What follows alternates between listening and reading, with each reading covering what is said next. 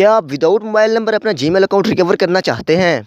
तो गाइज़ सबसे पहले आपने अपनी जीमेल आईडी एंटर करनी है, फिर उसके बाद आपने नेक्स्ट पे क्लिक कर देना है। उसके बाद आपके सामने एक बॉक्स अपीयर होगा, उसमें लिखा होगा एंटर लास्ट पासवर्ड। आपने उसको इग्नोर कर देना है और ट्राई अनदर वे पे क्लिक कर देना है। फिर उसके बाद आपको कोई भी नंबर शो होगा, जैसे मेरी तरफ 95 लिखा हुआ है, आपने इसको याद कर लेना है। नंबर शो होने के बाद आपको कुछ ही सेकंड बाद जीमेल की तरफ से आपको एक मैसेज आएगा, आपने उस पर क्लिक करना है। उसके बाद आपके सामने ये ऑप्शन शो हो जाएंगे। वेरिफिकेशन के लिए आपने येस इट्स मी पे क्लिक कर देना है। उसके बाद आपके सामने 3 नंबर शो होंगे, उनमें से आपने उस नंबर को मैच करना है जो आपके सामने पहले शो हुआ था।